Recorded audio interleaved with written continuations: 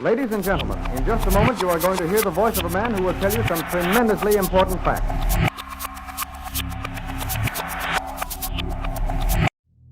On this episode of the Ben Greenfield Fitness Podcast. Because everybody needs to have that feeling that, okay, I'm going to die. It's done. My life is over. We're always in the moment. And so if we take that as a fact, it gives us new ideas on how we can manipulate our future and past as well. That's what we've been led to believe, that the ultimate best solution is the one that you work the hardest for, when in fact the best solution might be the easy solution. When you learn that you can create your own anchors, that is one of the keys to changing your reality. For instance, Health, performance, nutrition, longevity, ancestral living, biohacking, and much more. My name is Ben Greenfield. Welcome to the show.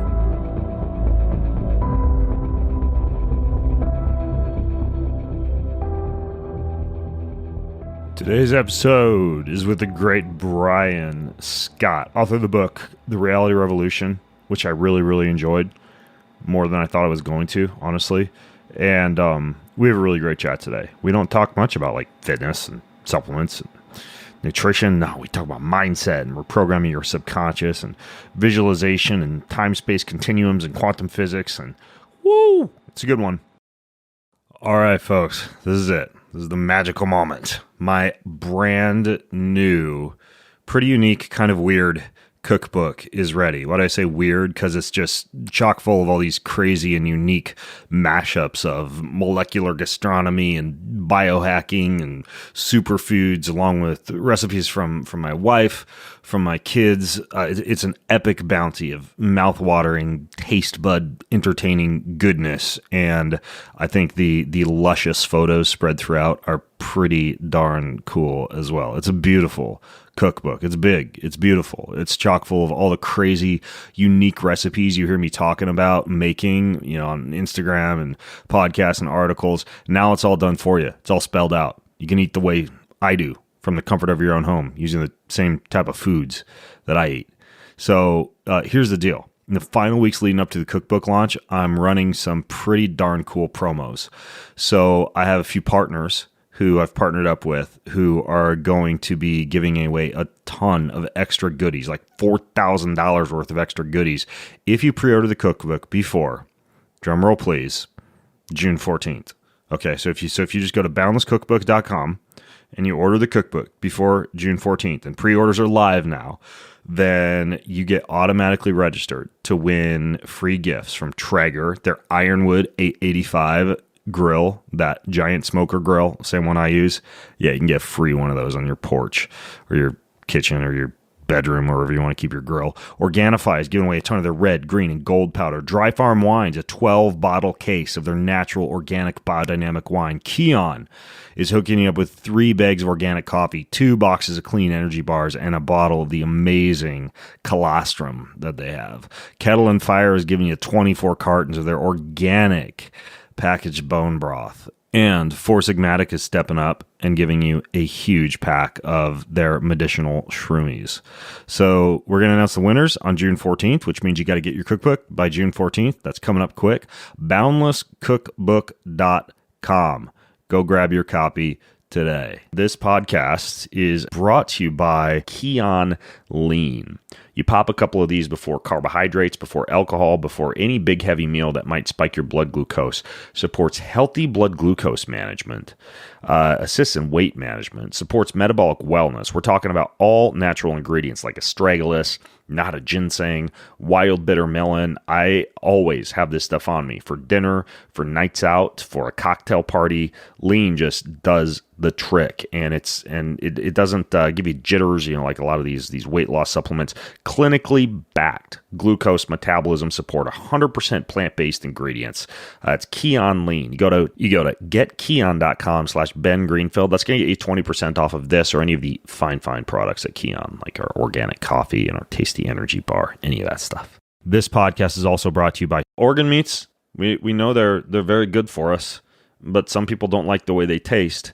But what if in a universe, you could actually get all of the benefits of organ meats, liver, kidney, and heart, all blended together, right? So you don't have to go hunt down a liver and a kidney and a heart, all grass-fed, all grass-finished, amazing, efficient way to get vitamin A, B12, B vitamins, CoQ10, iron.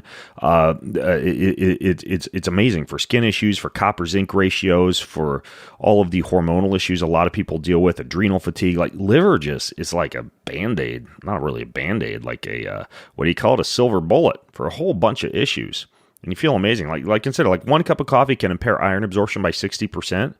But you can replenish a lot of that with bioavailable iron from something like organ meats.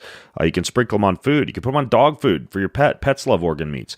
Paleo Valley has made this organ meat complex. And again, it's liver, kidney, and heart, all conveniently encapsulated and shipped straight to your front door.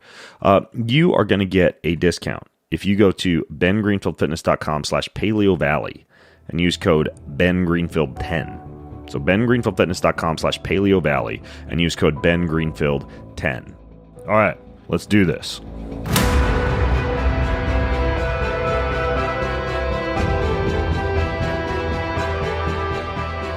I think I've mentioned it a few times before on the podcast, if you're listening to this podcast at the time it comes out and even listened to a few of the ones that came before it, that I read a book recently that was pretty darn good.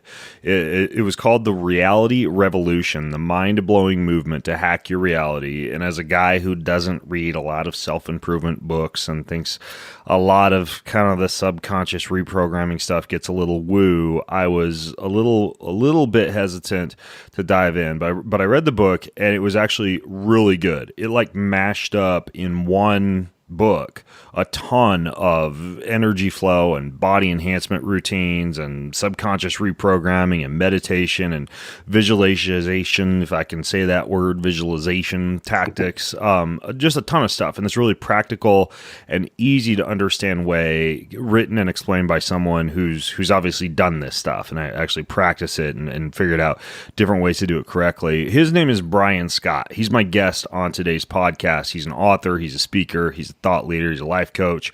He's a podcast host for another podcast called the Reality Revolution podcast, and he's an artist as well.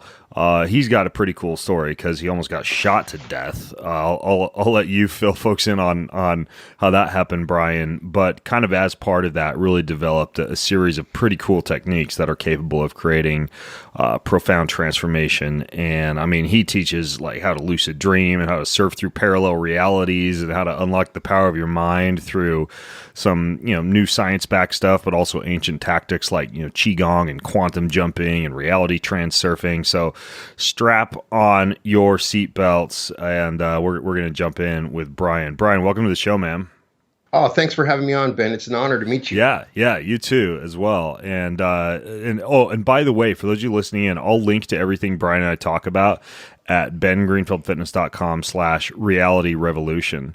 Before we start recording, Brian, I was telling you how I really dug the almost like the morning energy and body optimization and chakra and meridian flow routine that you outline in the book. And I think we'll probably get into that at some point in this podcast. We can describe it to folks, but I've been doing that a few times a week. Like sometimes I'll alternate. Like some mornings I jump up and down on a trampoline and watch the sun rise, and then other mornings I'll go on a walk in the sunshine. But typically a few times a week, and especially when I travel, I've been using that routine, and it feels like it just really aligns my energy when I travel. So I owe a debt of gratitude to you for optimizing my little daily routine even more. Wow, coming from you, I'm honored because you have a lot of great content for exercise routines and health stuff. So coming from you, that means a lot. Thanks. Yeah, well, I actually dug that section of the book. That's what kind of pulled me into the book, actually. Sometimes I start in the middle of a book and I started reading that section. Yeah. And I'm like, oh, wow, this is really cool. I haven't tried half these moves. And I did, and I felt amazing. It was actually during a Mexico trip. I was reading your book, so I was up on the rooftop of our Airbnb, doing my Zen swings and my chest thumps and my low back fists and my Tibetan rites. And it came back. Well, I taught it to my boys, first of all. I brought them up on the rooftop with me at like 5:30 a.m. and watched the sunrise with them and tried your routines, and it's kind of stuck with me ever since. So anyways, we can get into those later, but okay, let's start here. From what I understand in your book, like Brian Scott isn't even your actual name, is it? No. Well, if I went by my other name, people will always just misspell it. It's my middle name, Brian Scott. So when I decided to write my book, I chose to keep my last name. My last name is Binkson, and so we know 3 consonants. So, and I just found that people remembered Brian Scott, and at least at a minimum, you get some BS when you check out my stuff, right? So That's funny. But yeah, it's just one of those things. People identify and remember that name a little bit easier. So I just went with my middle name. Well, being a guy like you are, who's kind of like really, you seem really tapped into your energy and just kind of your own vibration. When you change your name, do you feel like it changes your personality at all, or the way you think about yourself, or anything like that? Huge game changer.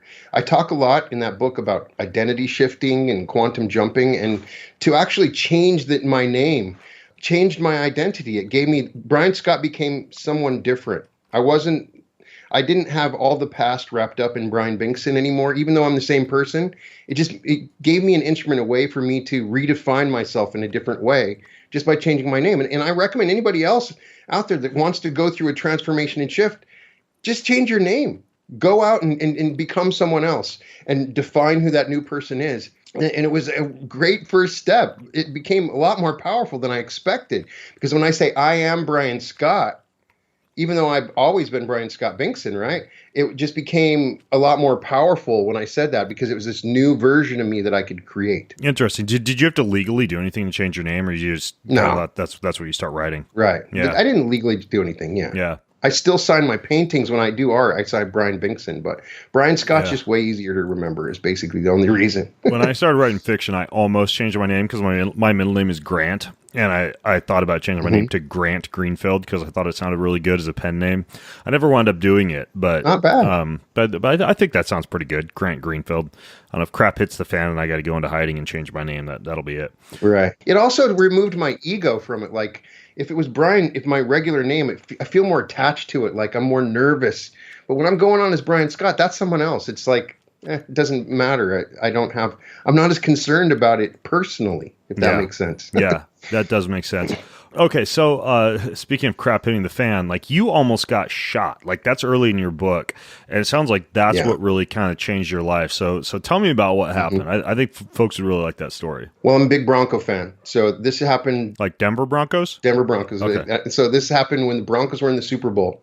And so when your team wins the Super Bowl, you kind of lose out. You're so focused on the TV and you want to watch all the highlights. And so my Broncos won the Super Bowl, and so I'm sitting on the couch just watching ESPN, just want to catch all the stuff before it was gone. So I had a house where people had jumped through a park to the back and had went in through one of the doors, which was my bedroom. There was 2 doors in the back. One went to my bedroom, one went to the living room. And I kind of woke up because I was laying on the couch, and I looked up and my back door was open. And I have cats, so I was like, oh no, my cats are going to get out. I was so into this. I thought I had done that. I thought I'd left the door open. So I kind of get up looking down for my cat, and I look up, and there's this kid with a hoodie on, just pointing a gun at me right there. And so in that instant, this kind of voice, I felt like every time slow way down.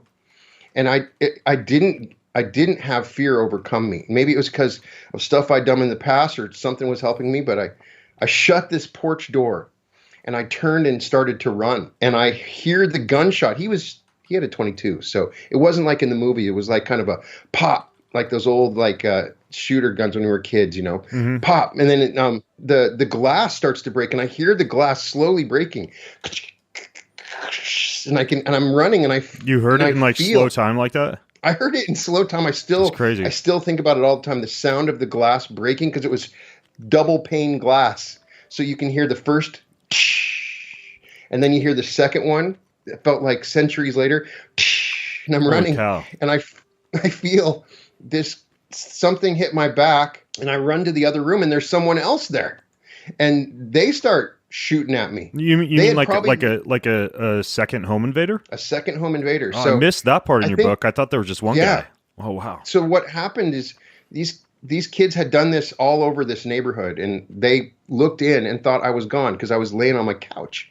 They looked in the bed, and it's like 3 a.m, and he's not here. So they went in not knowing I was there, I probably surprised them. They probably were, hoping that I wasn't there. And so then this person's in my other room, starts shooting at me. And I'm looking at the bullets like I'm in the Matrix, hitting the wall. I feel the wall coming at me, and I turn. Fortunately, I had my phone in my pocket, and I run to the garage and I call the police, and they ran away. And so come to find out, the first shot had bounced off my back. Now, it probably slowed down to 22. It went through 2 panes of glass. So by the time it gets to me, it's just like somebody had thrown a rock. But in my mind, a 22, if it had shot me, it's not going to go right through. It's actually going to even be worse than a normal gun. So I got super lucky. And it just, wow. I had this little bump on my back. And in that moment, it felt like I could see all the different options available to me. Like I was being guided. And even afterwards, I felt like, maybe if I go back in time and I help myself out, maybe the presence that was there that was protecting me was me.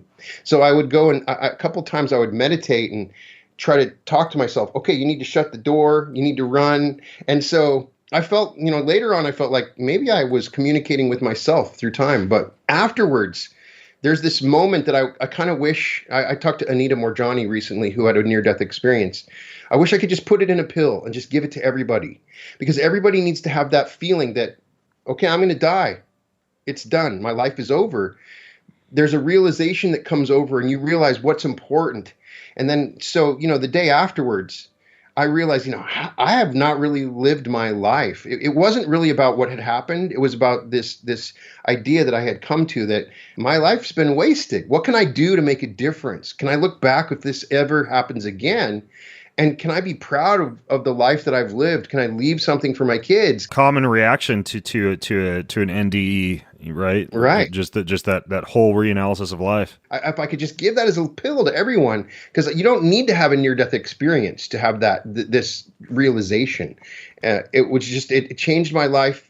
It changed everything I did. From that moment on, everything was more important. I was more motivated, and I had moved outside of myself, and I was starting to really think, how can I help other people? How can I leave my mark? Because every breath at that point was a gift. When I wake up in the morning, I shouldn't be here. It's all good from now on. I made it. I made it to this point. I should be dead. And so I say that all the time. And so it gives me huge gratitude. It became a superpower for me. It motivated me to write that book, to do my channel, to do these meditations. If that had not happened, I'd been more worried about my own business and myself, and not kind of like moved outside of myself to really try to be of service to other people. Well, you go on in the book and you talk about so many things, but kind of related, you seeing the bullets flying by you like something out of the Matrix, and seeing the glass shattering. I've had an experience like that before. It was a little bit more of a plant medicine induced type of experience. I believe in that case it was kind of like DMT-ish, but everything was slow-mo, and it felt like time did not exist, and I could literally see individual sound particles like waves, and incredible experience. But you say in your book that one of the mistakes that we make when we think about time is to assume that it is linear. Now, how would you define linear time, and what, in your opinion, would be a better way to think about time? Well, we imagine time like a line, linear meaning like, so A equals B equals C equals D, and it just keeps on going, this cause and effect cycle. When in actuality, when we look at time on a quantum level, it's more like a lake or even an ocean. So when a pebble drops into the ocean, it circles out. And so the effects from any action that we take go backwards and forwards. And so oftentimes what we're sensing when people have intuitions about, they're sensing a wave from the future coming backwards. And we also sense waves coming forward. It's more of a circle than a straight line. So don't take my word for it. Just understand that if you look at the way that cause and effect can happen in a quantum field, the model that we have in our minds, which is how we experience everything, is in a linear fashion, is not actually what's happening. And we may be affecting our past and futures. We're always in the moment. And so if we take that as a fact, it gives us new ideas on how we can manipulate our future and past as well. It's something I first got the idea from Frederick Dotson, and then started to find references to it from different physicists. What's his name? Frederick Dotson. Frederick Dotson. Yeah, I think I've come across that like pond ripple analogy before in a couple of quantum physics books, and it is very interesting. Just this idea that, I mean, like, in the Bible, for example, it says that God knows neither time nor space. And I kind of think that in many cases we paint ourselves into a corner when we assume, like, for example, for me, that if I pray for a situation, let's say I'm praying, and a lot of times I'll pray for a situation that is going to occur in the future or something that I might be experiencing right now. But until I really started to wrap my head around how time may not actually be linear, and how almost like the butterfly effect, when you talk about, my kids will have this discussion at the dinner table, like what would happen if you went back in a time machine and whatever, like let's just throw some out there, like you killed Hitler or something like that. And that sounds like it would be a really good idea, but who knows how that would have changed, a million different things on down the line. But it's that same kind of idea. Like, couldn't you pray for something in the past that had already occurred to have occurred in a different way? And that's kind of a mind-blowing concept to a lot of people, or at least an illogical concept, because it irrationally kind of defies the concept of time being linear. But it's actually a very interesting way to approach life, thinking of time as being more like a pond ripple type of effect. Well, it's also very powerful that, Dotson mentions it in his book, and another classic mystic, Neville Goddard. And there's a technique that you can use to test this out. It's called revision. So say you had something terrible happen a few months ago. Imagine that we're experiencing reality in basically vibrational timelines. So right now you're experiencing a reality that is a result of all the things in your past in your mind, but all these other realities exist. So you can slip on over to another timeline that's similar in vibration to something, as if something else had happened, even though you still have the memories of everything that happened before. So, for instance, there's a story Neville Goddard gives of a woman that damaged her eyesight badly in a car accident. And so she imagined, and he says it's biblical, that this is something that in the Bible that is implied. So you go back and imagine that you didn't have the car accident, that you drove around the car accident where it happened. So she does this, and then her vision starts to improve because she's living in a different reality where her vision is improved. And over time, a bridge of incidents sort of pulls her into this new reality where her vision is back to 2020, even though she had this accident. So start applying this, and you'll start to see effects. It's the way to test this idea. So you have a big disagreement with your wife, which is very common. Everybody had a huge disagreement, right? You go to bed, you wake up, you're still angry. Go to bed and imagine that you didn't have the. So part of what happens is your reaction to this situation changes. But also you'll find, hey, she's acting like there's no argument anymore. And everything is happening around me as if we didn't have this big argument. Start applying it to little things. You'll start to see differences when you do that. That's the reason I talk about that in the book, because it's fun to talk about in theory, but you can actually use it to apply the way you think about consciousness. Well, that kind of reminds me of something I learned from Dr. Don Woods, who has also been on the podcast before. And it's kind of a different way to approach the idea, meaning that maybe by reframing and going back and living something over again or seeing it in a different light, you're not actually time traveling and changing it as much as you are reprogramming a subconscious that is spinning and remembering that particular unpleasant scenario or traumatic scenario. And by reprogramming it, by playing it like a movie in your mind, and sometimes even playing it like a movie in your mind and watching you in the movie theater, watching that scene occur, processing it, almost being able to look at it objectively. And then what Don taught, and I don't know if you've ever tried this, was creating an anchor by thinking back to a time when you were more positive, when you were empowered, when you were having a very beneficial, non-traumatic experience, and then laying that same anchor down on top of the negative experience to kind of pull yourself out of that subconscious loop that might be keeping you mentally distracted or physically, even like a cell danger response type of scenario where your sympathetic nervous system is always jacked up, but it's all almost like going back and reliving the experience. So in a way, it's kind of sort of like time travel, because you're literally going back to whatever occurred, reprogramming the way that you responded to what occurred, and thus changing the way that your body is responding biologically to what had occurred due to your subconscious still kind of processing that in a negative way. Does that make sense? It makes absolutely exactly what it's going on. 99% of it is in the mind. And so it's your reactions. It's the way that your sympathetic, automatic, all those different parts of your nervous system are immediately reacting because you've created this new memory. I believe, from what we understand about reality transurfing, the other 1% is that you are moving into an energy field that is consistent with this other timeline where you didn't do those things. And so naturally, this energy field also responds in a way. So there's a little, that my 1% is just theoretical. It's that we're also actually moving into another vibrational timeline as we understand the reality transurfing model, where we're moving into an energy field where it's like time travel, but not going into the past, but moving into another period of time in this present that is the same as if that other didn't happen. Even though the memories are there, the energy is different. Yeah, it makes perfect sense. But I mean, even in the book, you do get into the idea that maybe it does go beyond that, because I think you talk about Dobbs. What's his name? Is it Alan or Adrian Dobbs? Like a mathematician and physicist at Cambridge back in the 60s, who also used that body of water as a metaphor. He used the ripple metaphor, time. And he's saying, we're sensing the ripples from the future, just like if somebody put a little boat on the water and it kind of floated up to us, or the leaves come up. We know something's coming.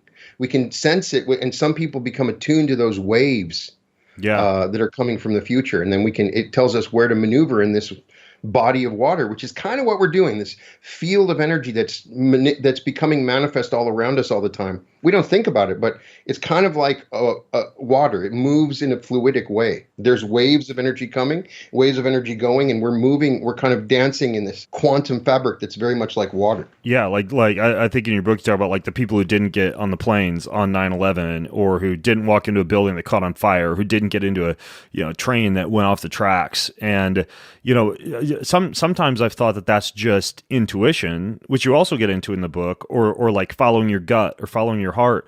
But maybe following your gut or following your heart or intuition actually is in a way tied to that ripple effect. Do you think it is? I do. I think what's happening is that there's a portion of us that is aware of all these different possible realities. And if you're in tune enough, you'll sense it. You start getting, want to get on the plane during 9/11, then there's some little voice that says, don't get on. They talk about it in transurfing, and the plane could still arrive, but there are a number of realities where when you get on a red plane in the state of Washington, that there's an accident. So if you listen to that voice, and it's really interesting statistically that train accidents or plane accidents have fewer people that get on. Almost in every case, there's less people. There are a number of people that probably don't ever talk about it, that choose not to get on it. They become aware of it. It is a statistically significant number. Why is it less people are on the train when there's a train accident? Why is that? There's something else going on. People are aware, and I believe that's what's happening. At least the way I can conceptualize it is that a portion of our inner knowing is aware of these bubbles of the waves coming in that are of different events in the future. And so people get tuned into it. They can avoid car accidents. I've had a number of episodes I've read from multiple authors that, for instance, have avoided, hey, they want to get in the cab. A little voice tells them don't get on the cab. That the cab has an accident down the street. It's not just one. There's hundreds of stories. And I think that's kind of what's going on, is that we're sensing different variable possibilities in the future. And when we tune into that, we can avoid crazy things from happening. I'm sure there's some scientific rationalists out there who's saying, well, the reason the train crashed is because there were fewer people on it, so it changed the weight of the train, thus it was moving differently. But there's always going to be. Yeah, that, I didn't think that's actually not the case. So you actually talk a lot more about the idea of intuition and following your gut in the book, which is really good. But there's some other things that I want to get into as well. and maybe it is a little bit related to being the lucky person who, say, doesn't get on the train. But you actually say in the book that studies have demonstrated that lucky people are really just relaxed people. And that actually kind of reminded me of a recent study that I read that basically says that pursuing happiness, it can kind of make you unhappy, and it's kind of this paradoxical type of effect. That article is actually called "The Paradox of Pursuing Happiness." It was in the Behavioral Sciences journal, and it's almost like when you're grasping at things too hard, you actually don't really get them, and create a paradox of not actually getting them despite how hard you try. But when you say studies have demonstrated that lucky people are really just relaxed people, what exactly do you mean by that? Here's a good way to explain it, just to give a story. So they identify what all the rational components of a lucky person is. They have a way of studying it. They can identify and separate, these are lucky people. These are the unlucky people. So that when they did the study, they did things like, we're going to invite the unlucky person to the coffee shop. And we're going to lay out a $100 bill on the street. The unlucky person is not going to see it. They're going to be so focused on getting into the coffee shop. But the lucky person is going to be aware and more relaxed. Oh, notices the $100 on the street, because their awareness is open. They're not as singular focused. It's maybe not necessarily relaxation, but an awareness of looking out. When you're lucky, you're and that may be related to relaxation, but when you're lucky, it's a mindset that there's possibilities all around you. For instance, the same luck researchers used a newspaper, and they gave a newspaper, and they said, it was something like, how many times do you see the word Joseph in this newspaper? Whoever gets it first, so people are reading all the articles looking for the word Joseph, when on the first page in big bold writing it says Joseph is used 10 times in this newspaper, right? So people don't see the big picture. They don't see, because they become so narrowly focused, fine-tuned, and they're not expecting or looking. And so the lucky person is open and looking for, and expects luck to be around the corner, looks for the $100 on the street. And the unlucky person is nervous, and they're looking around. They're not as aware of their surroundings and open to the possibility of luck in their life. If that makes sense. It makes perfect sense. Like if you go to a party and you want to say, like, I don't know, find the perfect partner, you're really intent on that, you're focused on that, you might miss the opportunity to actually make good friends. Or like you mentioned, you might look through the newspaper and you're really looking for an advertisement, let's say for you to be a customer service manager, and that's all you're looking for, and you're super focused on that. You're a little bit less relaxed and open, and so you might miss other ads that show different types of jobs that might actually be the perfect job for you. So they're not focused on a single task. The lucky people aren't, and so therefore they're not blocking out everything else that they might miss. Something important or something unexpected or something even like serendipitous. And so it's this idea of going through life with a little bit more relaxed and open mentality. Kind of reminds me also of Greg McKeown's new book, Effortless, where sometimes we're looking almost like subconsciously, with a near puritanical work ethic for the things or the ways to solve a problem that produce blood, sweat, and tears, because that's what we've been led to believe, that the ultimate best solution is the one that you work the hardest for, when in fact the best solution might be the easy solution, the so-called effortless solution, the one that we might do when we're in flow. And I don't know if I talk about that in the book, but that's what I've found. The most successful option is generally the easiest.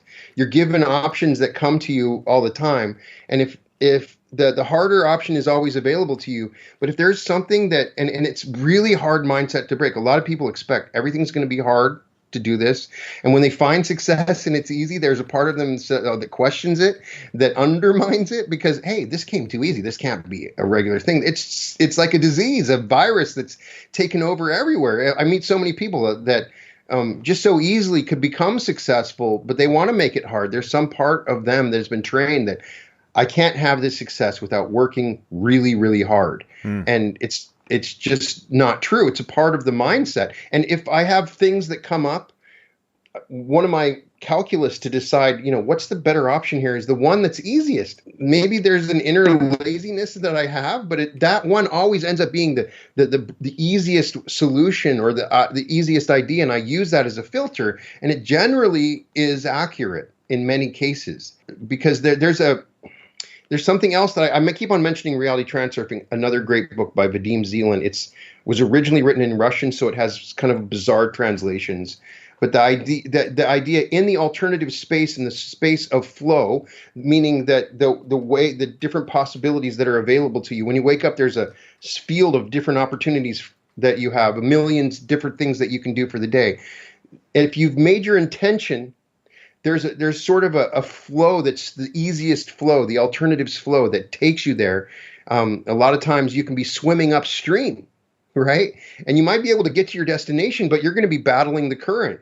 And there's always an option that's the easiest one that will just take you there. And the more and more I start to apply this, I think it's true. I find that energetically, there's a stream that's going to take me there. I just got to find it, hop on, and ride the ride. Well, hello. I want to interrupt today's show to tell you about Water and Wellness. They make active H2 molecular hydrogen and their other variation of hydrogen that has chromium added to it for metabolic control. I was just telling you about Keon-Lean. You stack this stuff with Keon-Lean. Holy cow. It's hydrogen-rich water that has chromium added to it to reduce blood sugar, cholesterol levels, improve body fat percentage, improve insulin sensitivity, improve lean body mass. The list of benefits of hydrogen-rich water goes on and on. Water and Wellness also has Quinton, which you've heard me offer and talk about a lot before, one of the most mineral-rich compounds on the face of the planet. You get 10% off of anything, the hydrogen, the Quinton, anything from Water and Wellness. Use code Greenfield, okay? Code Greenfield. Go to waterandwellness.com/Greenfield and use code Greenfield. That's waterandwellness.com/Greenfield and use code Greenfield. And finally, this podcast is brought to you by the folks at Seed, who formulate probiotics. Not just probiotics, they formulate the DS01TM, Daily Synbiotic. DS01TM. That's right, it's an evidence-based prebiotic and probiotic formulated for systemic benefits, including digestive health, think easy poops. But anyways, these bacteria perform critical function, like the production of short-chain fatty acids. The same stuff you'd get if you were to, say, go into ketosis. It feeds your bacteria. The specific way that they've encapsulated these probiotics ensures that they can actually get delivered all the way to your colon, which is unheard of for most probiotic strains, 100% alive and well. And I've interviewed the folks at Seed before. I think it's one of the best formulated probiotics in existence. And it just covers your bases for everything that you would be wanting to look for from a healthy bacteria that you consume. And I mean, it gets rid of gas, bloating, improves stool consistency. You poop like a baby on this stuff. It's Seed, SEED. You go to seed.com/Ben. You'll get 15% off your first month of their daily Synbiotic. That's what's called their Synbiotic. Use code BEN15 at seed.com/Ben. That's code BEN15 at seed.com/Ben. Now you also talk about in the book, and we discussed this just a little bit, about how, if a significant event happens in your life, like even if it's a traumatic event, go back to it, analyze it, talk about it, look what came from it, then go all the way back to the moment when you first felt, let's say, fear or discomfort, adjust your response to it using some of those tactics we talked about. And if you're listening in right now, I really geek out on this when I interview Dr. Don Wood, that whole strategy. So we don't have to repeat that on this interview. And I'll link to that interview if you go to bengreenfieldfitness.com/reality revolution, which is where the show notes for this podcast are. But that allows you to reframe past and current circumstances. But then you also talk about, Brian, how when you have a powerful positive moment, like something really good that happens, you anchor it. Like if you hear a really beautiful song that reminds you of a concert with your friends on a perfect day, you'll like scratch your wrist or add a particular word that's special to you, and then you're somehow creating an anchor associated with something positive. When you do that, what do you do with that anchor? Like, how do you use that to control your ability to create an emotional state? Well, just to back up a step, the anchoring idea comes from neurolinguistic programming, one of the most fascinating and advanced models for communication and learning that's ever been devised, something I studied majorly in college. And anchoring itself is one of the most powerful ideas. And when you realize all the anchors that you have already set, we're anchored from the moment we're born. TV uses it all the time. Advertising uses anchors. The idea that you have a significant emotional event, and then it can be tied to a single image, feeling, a number, and that the way that the mind works, it simplifies its experience. So you have a whole bunch of stuff, but it's simplified by the color red, or it can be a red cat. And whenever you think of a red cat, you have all that complexity of experience happening. So for some people, they're walking around anchored, just on the ocean without a surfboard, getting bobbed around, or in the back of a bus without a driver, right? So you create your own anchors. And when you do this, when you learn that you can create your own anchors, that is one of the keys to changing your reality. For instance, if you create a playlist whenever you are with your wife and you make love to your wife, right?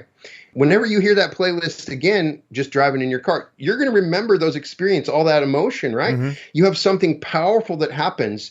You in the moment that it's happening, become aware of it and anchor it for yourself. Take control. And it can be something as simple as scratching your wrist, something that you don't necessarily do. It can be, I twist my thumb, or I say a certain word, or I move my fingers in a certain order. And if I do that again, I can bring up those feelings. And it's incredibly powerful. You're in a very stressful moment. Pull up the anchor of the opposite. Pull up the anchor of that wonderful experience in the past, something beautiful that you saw, an experience with your family, a great moment, whatever it is, anchor those. And if you didn't do it at the time, you can go back, remember it, pull up all the feelings of it and anchor it again. And if you're in meditation or visualization, anchor those type of things. Once you become aware of the anchors, part of this awareness in the education of anchors is becoming aware of all the negative anchors. Because we got so many negative anchors that pull us into these terrible memories, terrible experiences. People have post-traumatic stress disorder. A lot of different, people that served in the military, they're just loaded with all of these terrible anchors, right? So deconstructing all the negative anchors and creating and constructing positive anchors can be a super game changer. I think it evokes the energy that's similar to that event and experience. So when you use the anchors properly, you move yourself into a quantum field that has energy similar to that wonderful experience. So you wake up and you just do some of these anchors and then add these anchors a part of your routine. Some people, start setting anchors all the time once they become aware of it. It's a powerful hypnotic technique, but anchoring in itself may be the game changer of all. I don't even talk about it enough in that book. Yeah. Tony Robbins uses it. He was probably the first person I really learned about anchors. And since I read that when I was 10 years old, I've been working on anchors. But it gets even more complicated, and you can really use it. It's a powerful tool. Yeah, I remember that from Tony Robbins. Thinking back to a time when you were super powerful or super enabled or incredibly grateful or a very positive experience. Boom, you create the anchor, and then you make the anchor, and then you clap, of course, like Tony Robbins. I can't talk about Tony Robbins without making my clapping joke. But I interviewed a guy named Andy Murphy some time ago, and I'll link to that podcast. And we talked about NLP, and he actually did a live NLP session with me during the podcast. Mm-hmm. And this was back when I was competing in Ironman triathlon. And I remember it was really cool because we created an anchor, and the anchor was me grabbing my thumb. And of course, we created a whole bunch of positive emotions, when I felt very powerful during a workout and some of my best races. And we created a ton of positivity and empowerment around that anchor, grabbing my thumb. And then I realized like halfway through the swim of the Ironman that I did after that I was planning on using that tactic for, I'm like, well, shit, I chose the wrong anchor because I can't grab my thumb while I'm swimming. I should have, but it actually worked really well for the run and for the bike. But, caution with the type of anchor that you produce. If you're an athlete, make sure you can still do that anchor while you're doing your sport. And then the other thing is that there's another form that I think is kind of like anchoring that I'm curious if you've ever tried.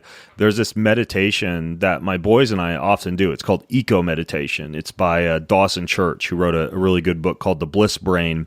And in his meditation, which I actually really like because it's 21 minutes long, but it combines love and gratitude and a 6 count in, 6 count out breath pattern, which is really great for parasympathetic activation, and sending positive energy out to the universe, directing positive energy to the areas of your body that need healing. But part of that involves at the beginning of the session, you are tapping over your heart center. And at the end, when you're in that very peaceful state, you're also tapping over your heart center. And I think that tapping can be a wonderful anchor. At least I'm bastardizing it by putting it into that category. But have you ever looked into tapping or using that as an anchor, like getting yourself into a specific state and then tapping a specific body part while you're in that state, such as a very peaceful state post-meditation, then when you're stressed, instead of having to spend 21 minutes to meditate, just tapping that section to bring you back into that state that you were in post-meditation? Yeah, the Dawson Church is awesome, and he's written a book about tapping. I sort of do some tapping with the exercise routine. I think it's a game changer. It's using the idea of anchors very specifically, and all of the tapping stuff for me has really worked. And when, people I know that have PTSD have been able to change the energies in their body with it. Some of the really good tapping is aware of the different centers in your body and can realign the energy flow. A lot of times you have anxieties. It's because energy is pooling in a certain area and you can't release it. And something about the tapping seems to guide the energy to allow it to flow in your body on top of just the anchor. It's an anchor in itself, but there's something else, I think, even further going on. It's a manipulation of the energy flow in your body as well. You get into that. You just alluded to your energy routine, so we might as well jump into that because I have a lot of people who love to stretch and do breath work and find out new little moves to do for their morning energy routine. And I was telling you before we started recording that not only did I learn and memorize the routine in your book, but I made a video out of it that hopefully I can link to it from this podcast if I have it out by then. But it's me walking through the whole routine. I added in a few extra little things in addition to what I learned from your book. But part of it is thumping or tapping. Specifically, it is the collarbone and kind of the side of the cheeks, and then directly above the spleen. What's the purpose of the tapping? Or I think in the book you actually call it thumping. I think I got that. I don't want to say the wrong name. There's a woman that has energy exercise, Donna Edwards. I think I might mention her in the book. But she has this 7 thumps and using the collarbone. So I started doing that. Donna Eden, that's right. Thank you for saving me on that. So if you check out her channel, she has even more, a bunch of really amazing exercises that are related to tapping. She calls them the 7 thumps, I believe. And so the one on the collarbone I found in conjunction with those other exercises done at the same time. The goal of that routine is to change the energy flow, to maximize and change the energy flow in your body. And I like to do it before meditation. Some people like to do it afterwards, but it changes. Whenever I do that routine, it doesn't matter if I'm tired or what's going on, it changes the energy in my body and my mind. And that in particular seems to readjust the energy flow, especially in the morning when I do that. It in my own personal experience and people that I've worked with have really had success. It's really been helpful. Yeah, and it's almost like self-inflicted cheap acupuncture, right? Because you're stimulating meridian points. These are specific points, the same as a Chinese traditional medicine practitioner might use acupuncture or say acupressure on if you were to go into their office. And there's also a really, really good book book I own called Marma Points that gets into this from more of an Ayurvedic standpoint. But it's the same idea. You stimulate certain meridian points by tapping on them or thumping on them. And again, for many people, that seems woo, that you can actually stimulate a point by tapping it. But I mean, simple example, there's the nausea point, right? Right in that soft flesh in between your thumb and your forefinger, that if you're nauseous, if you're, say, car sick, I would challenge anyone, like, get car sick and, well, don't get car sick, but next time you might get nauseous or car sick or on a boat or whatever, you try that point and almost immediately the nausea goes away. And there's definitely areas of the body through which energy flows, definitely areas of the body where blocks or imbalances, and that flow of energy can lead to ill health. And, these specific points that you tap, for some reason, the ones that you list in your book, that the cheek, and then the kind of crossing the hands and going over the collarbone, and then the spleen point just above the ribs, like those three seem to work really, really well. And there's kind of like a whole sequence that you go through as far as your morning routines. You start with the 5 Tibetan rites, and those, from what I understand, come from a group of, I think they call them lamas or monks in Tibet, that would use these each day to maintain some type of longevity. Is that correct? Right. If you read the original book, it was referred to as the Fountain of Youth, and this guy went searching for the Fountain of Youth and ended up in this lamasery, and where everybody did these routines, even with some adjustments, and they were all incredibly youthful, very old people. That this guy who came back and wrote about this was shocked at how everybody had improved, or he had seen people that had been sick that started doing this, and it had changed. If you do it on a regular basis, it's supposed to maintain your longevity. What I personally have found in using it is that it moves the energy. I think when we wake up, in general, a lot of human beings have a volume of energy that's more near the root or in their gut, just kind of naturally by their posture and what they're doing. And so each of the exercises, if you notice, it sort of kind of moves the energy slowly up the body. So by the end, you're stretching, and it seems to really push it up to the head. I like to also, do a handstand or do something to invert the energy flow in my body at the end. Sometimes that is helpful. Not everybody has the equipment that they can do that, but I'll use gravity boots for the very end of it. But the reason I found it to be so powerful in my own experience is that it moves the energy up to my head and kind of expands it throughout my body. When I do that on a regular basis, a different kind of energy. We all have different kinds of energy that are moving through it. We have nervous energy. We have the energy that we get when we exercise. And this seems to be a more solid and stable energy that seems to last and kind of be related to the energy centers and the spine in the body, if that makes sense, at least in my own personal experience. So doing those in conjunction with the thumbs and the Zen swing, all of that stuff is especially if you're doing it in the morning, with the sunrise. It's just like you become a conduit, and the energy starts to really give a way of flowing. It's like you're opening up the dam, you're removing, and the river just flows when you do those exercises in conjunction with each other. Yeah. So it's like spinning, and it's only clockwise with your arms out to the or counterclockwise to the left. You start out doing the spin, and there are studies I also mentioned just doing the spinning by itself. If you do a spin before you go in for a test, people are much more effective. They have better memory.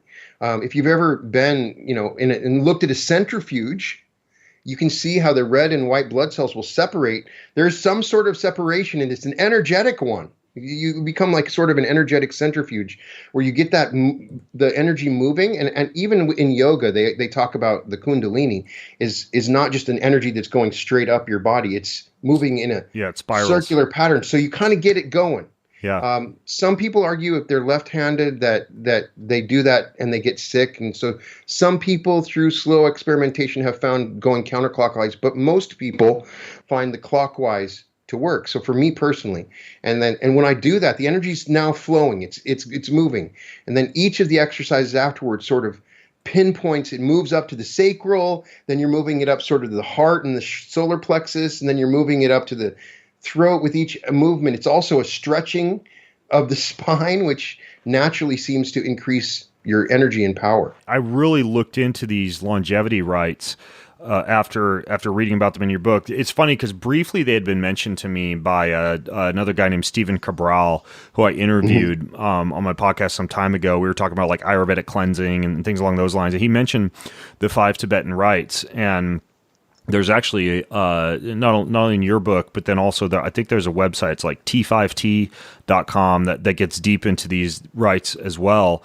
But yeah, you have the spinning, and it's kind of interesting because when we look at the heart, it's a tetrahedral shape that causes the blood to vortice as it moves through your body. When you look at water, if you vortice or structure water, you tend to see more crystalline bonding in water. It's like there's a lot of things in nature that respond well to this vorticing effect, and it's almost like you're structuring your own body by doing this counterclockwise spinning when you wake up. Clockwise, I do clockwise. You do clockwise. Yeah, I'm clockwise, right? Yeah, I may have misremembered. You do the leg raise, which is almost like kind of like a seated crunch with your legs extended. So what happens naturally? Your blood's going to flow down to your stomach a little bit when you do. When you do that, and it's also the energy. Not just the blood. The energy is kind of moving up a little bit from your perineum, a little bit up to the stomach, the sacral area, just by doing that little exercise, because you've already got it moving.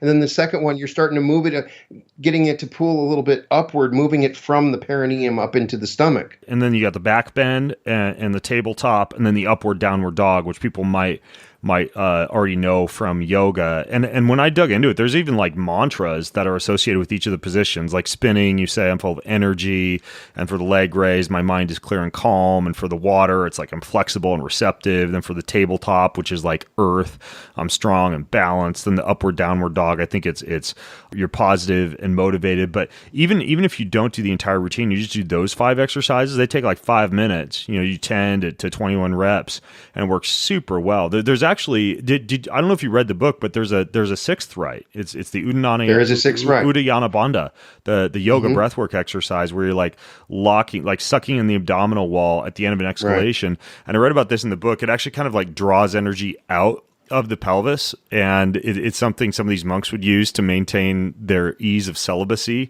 So you may not want to do this before like a hot date night because you don't want to move the energy out of that section necessarily, but that there is a 6th one as well, which is super interesting. And I find it's actually quite efficacious for stimulating a bowel movement as well. When you kind of like bent over doing that airlock, the Udayana Bandha. And I'll hunt down videos to these, or if my video is done, I'll link to it when it comes out in the show notes. But anyway, so then you go from that to the side to side twisting, I think, where you're twisting and just slapping. Kind of just, and if your shoulder's okay, just kind of slapping your stomach area, just kind of a slow, washing machine type of rotation where you go back and forth, and you start to hit your kidneys and your stomach a little bit, kind of just the contact will energize them. That's another one I like to do just when I'm taking a break from work. But yeah, twisting side to side, slapping up and down your torso as you go. That movement, physically, you're acknowledging with your fingertips that the energy moving up your legs, down your chest, kind of pounding on your chest, the whole process.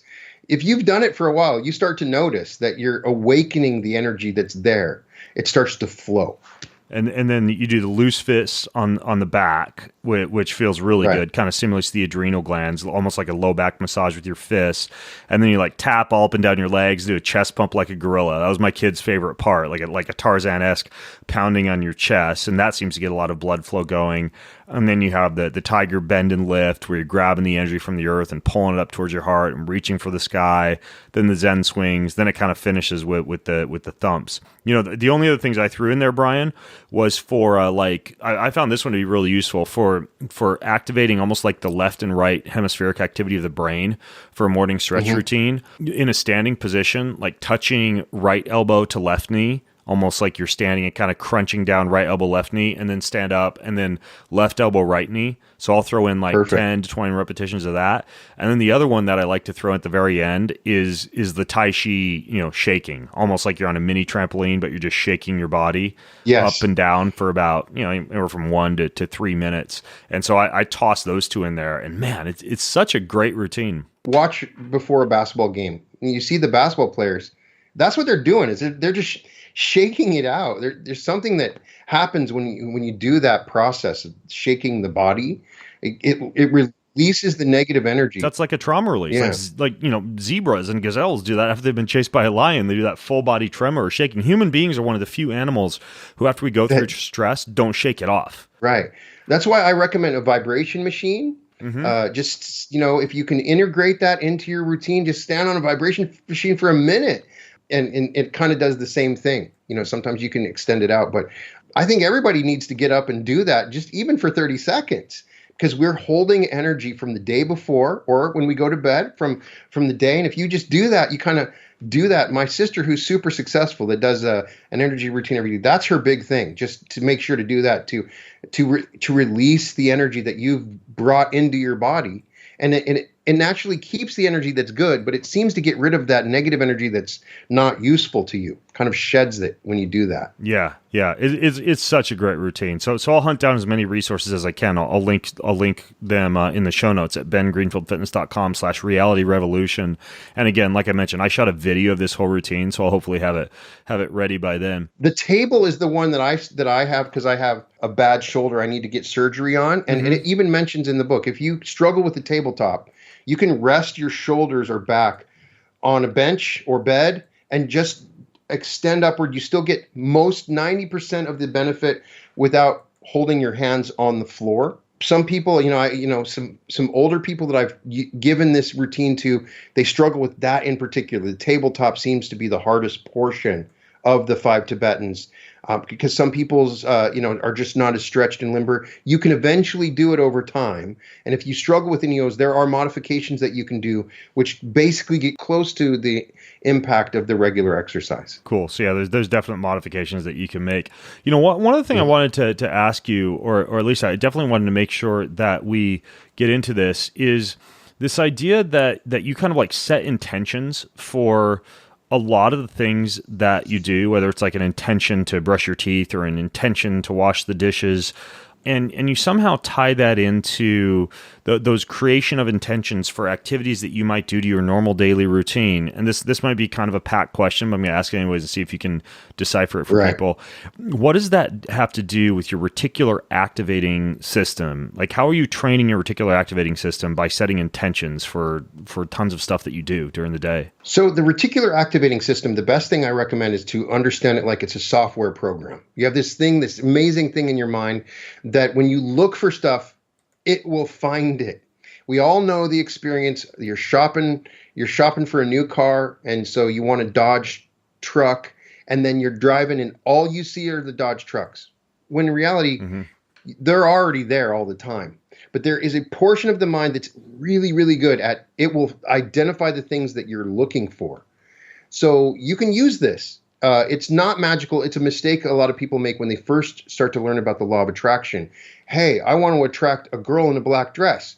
Well, they're just turning on a portion of their brain that finds that girl with the black dress. They did not create her or manifest her out of the blue, and suddenly that girl with the black dress shows up. Your attention and awareness became identified with that, and you will find. So if you become aware of this aspect of your awareness, you can use it to a huge benefit. Once you program your reticular activating device, it will find. It will always find. If it's an answer to a problem, it will find it. And so when you know what you're doing, when you turn on the reticular activating device, you start looking for the solutions. Your mind is an amazing device that's a little portion that we're not aware of. It filters in the information. It's evolved over millions of years, and we just ignore it. It doesn't get used properly, or we don't understand it. So once you understand the reticular activating device, when you create an intention, I want to buy a new Lincoln Navigator, right? Then you're going to start seeing advertisements for the Lincoln Navigator. You're going to start seeing them around. You're just becoming aware of it. Next thing you know, you got a cheap deal on a Lincoln Navigator. You never would have been able to buy it before. It's not just in buying cars, but in doing anything. If it's a new business, new project that you want, when you create an intention, you're moving the reticular activating system in your mind towards that thing that you want to identify, and you'll start to filter out the stuff that's not important, and you'll start to see the things that are important, which is a way, because there's so much information that we have bringing in all the time. And so it's an amazing thing that our brain can identify. And so you use this aspect. It's kind of a portion of your subconscious mind that's doing some of the work that you're not doing, and you can use it, and it brings to the consciousness the information you need that's related to your intention. Okay, that makes sense. So what you're saying is, let's say there's an activity I do on a daily basis, like brushing my teeth, right? But I also want to get a Lincoln Navigator. And so what you're saying, or maybe that new Hyundai Genesis, I think it's called. That thing's supposed to be a pretty sick new, electric SUV. So anyways, what I would do is set an intention every time I go brush my teeth. Even though I'd normally just go brush my teeth, it's not like it's a hard task to do. I would literally say, I am going to go brush my teeth now. I have an intention to go brush my teeth. And what I'm doing by doing that is actually training my reticular activating system, almost with training wheels on, to get really good at setting an intention for the easy stuff that I'm doing every day. And so when I'm setting an intention for brushing my teeth and for making coffee and for reading my Bible and for walking into my office, I'm going to walk into my office now. Look at me. Hooray. 1-2 step. But then once I say, okay, I'm setting an intention that I'm going to go deadlift, double my body weight and do like a 350 pound deadlift. Then what I'm doing then is basically getting my reticular activating system to the point where it's noticing every last little thing that I could do, whether mobility or strength or grip training or buying a new hex bar to go along with my barbell training that I normally wouldn't have noticed or wouldn't have been aware of. Again, back to the concept of luckiness, that move me way closer to being able to accomplish that more hefty goal. That's obviously a little bigger than, say, brushing my teeth, but my reticular activating system is just ready and raring for that bigger activity because I've trained it to have intention in the smaller ones. When you do the small things, it gets you used to the we're not used to setting an intention before we do something. Go through a day and every single thing that you do, try to set the intention for it. It's hard. Hey, I'm going to get up and go to the bathroom right now. I'm going to go back into my office. I'm going to sit and read this book. So when you first try that, you're going to probably do it for about 20 minutes. Yeah. How long can you actually do that? And when you do that, then suddenly you start to realize, first of all, how it works, how your mind works when you do it. And then when you start applying it to bigger and bigger things, that it's open, it's active, and you're interacting with the reticular activating device in a much more effective way. And you are the creator. If you've ever painted or created anything, the little details are just as important. When I'm painting, it's all the little tiny stuff. And when I realize that, you're painting your reality. So you want to make the little things important. When you do, they're not always going to be important, but the mind will work in that way, and it will find intentions and guide you towards things much more. When they work on their reticular activating system, they're not used to it. It's just like a muscle. If you sit and don't work that muscle, it's not going to be as effective as if you've worked it in the past. That makes total sense. And I love how we can just weave that into our daily routine because, stuff we're going to be doing anyway. So that was a really cool part of your book as well. And then so in your book, you actually have a lot of resources that are kind of written as footnotes throughout the book. And I noticed as I'm going through it, I'm like, oh, he's got like all these hyperlinks on here to different like meditations and soundtracks that train you to do what he's talking about in the book. And you have like this whole podcast channel with all these downloadable meditations. Like I actually have a few of them on my phone. Let me pull it up. So I've got your gratitude meditation. I've got your deep sleep meditation. I have your void meditation, and I discovered all those through your book. Are you still recording meditations on your podcast feed, which I think is Reality Revolution? Every Saturday. I have a new episode on the podcast every day. But every Saturday, we have a new meditation. There's 150 meditations that are available right now. And there's a variety of sleep meditations, different meditations on every aspect on we've taken the quantum jumping idea to quantum surfing. There's ways to travel into different dimensions. There's simple stuff, just the thank you meditation and I am meditation. I've tried to cover everything, and it's a community thing. People join me at usually 2:00 every Saturday, and we meditate together. And I think there's something powerful that happens when people, even though those meditations are available at all times, there's something powerful that happens when we're meditating together over this stuff. So it's sort of a community thing I look forward to every Saturday where we kind of get together and we meditate on different subjects. And so, last week it was a sleep meditation for falling asleep to the wealth fulfilled. I'm always trying to do different things and with the meditations, and meditation is sort of like a piece of art too. I'm still learning, even though I've done 150 of them, I'm still learning how to do different kinds. I use different breathing techniques and exercises, and I'm one of those people that gets super bored very quickly. I don't like doing the same meditation all the time, even though I like to change it up. So a lot of what you're seeing in my meditations is just me creating another meditation for myself to play around with. I have this deep part of me that wants to keep going and exploring different things. So that's what I'm trying to do with that, is just change it up. My goal with meditation is not to give you the perfect meditation. It's just to make it fun.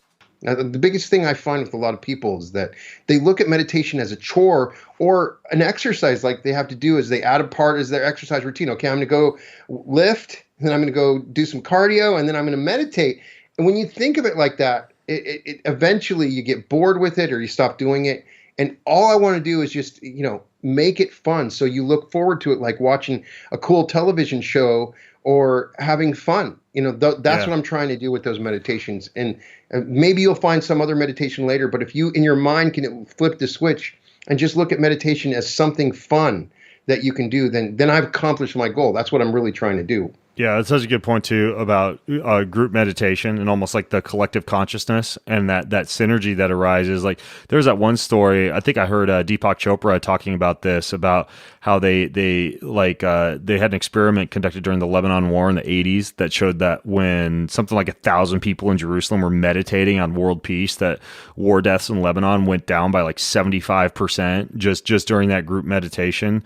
And and anybody who's walked into a room with a whole bunch of people meditation, like you pick up on it right away. Just that powerful energy, even if they're not in the same room as you. Just from a quantum physics standpoint, same as we talked about with time, same thing can apply to space, and just the protonic ripple of two people meditating together, even if they're far apart, or a group meditating together. There's something that's really interesting about it that goes above and beyond just the fact that you've got accountability, bro, with my meditation partner. Like there's actually more that happens.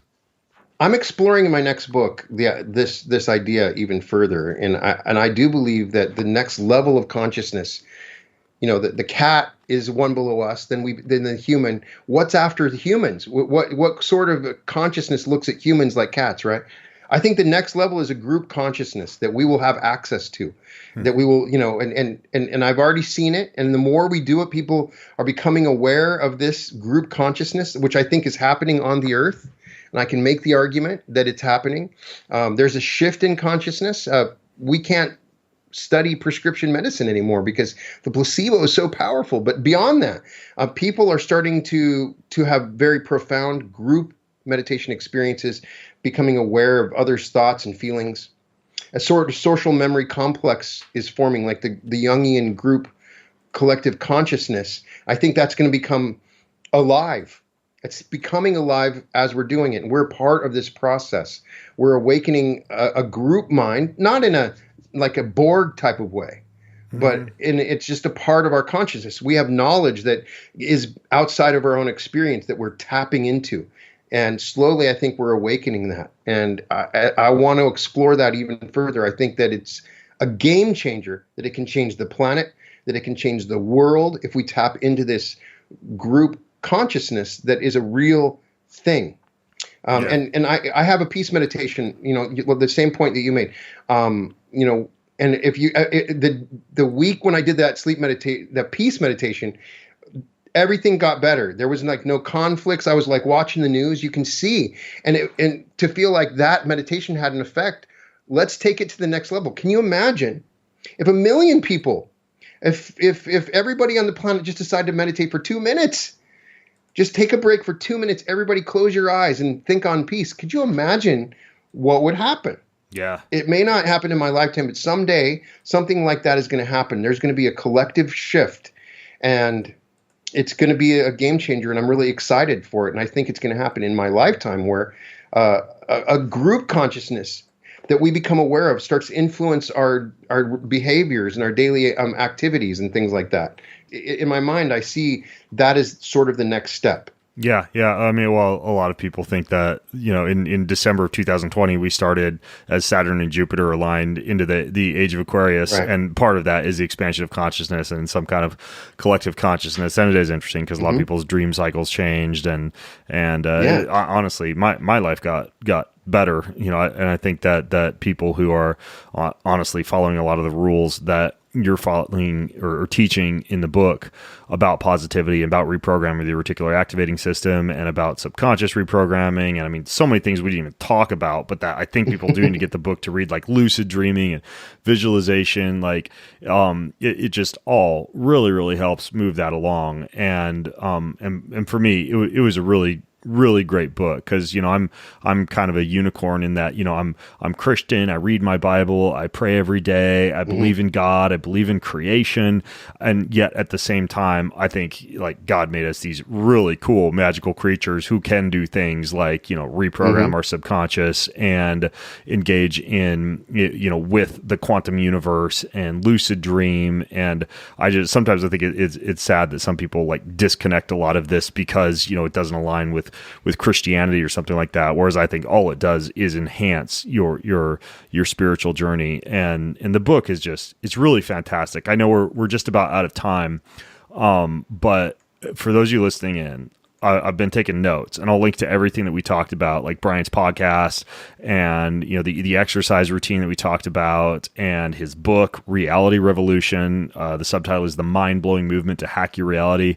I'm going to link to all that at bengreenfieldfitness.com/reality revolution, because I think you guys would really enjoy Brian's work and what he does. So Brian, it's really cool to meet you after reading your book. Thank you, man. And really cool to get to, this is my fun part of my job is I get to read great books and then get the people who wrote them on and just talk with them about all the cool stuff in the book. So thanks for doing what you're doing, man. It's been fun. We'll have to do it again. Awesome. All right, folks. Well, I'm Ben Greenfield along with author Brian Scott, signing out from bengreenfieldfitness.com. Again, show notes are at bengreenfieldfitness.com/reality revolution. Have an amazing week. Well, thanks for listening to today's show. You can grab all the show notes, the resources, pretty much everything that I mentioned over at bengreenfieldfitness.com, along with plenty of other goodies from me, including the highly helpful Ben Recommends page, which is a list of pretty much everything that I've ever recommended for hormones, sleep, digestion, fat loss, performance, and plenty more. Please also know that all the links, all the promo codes that I mentioned during this and every episode help to make this podcast happen and to generate income that enables me to keep bringing you this content every single week. So when you listen in, be sure to use the links in the show notes, use the promo codes that I generate, because that helps to float this thing and keep it coming to you each and every week.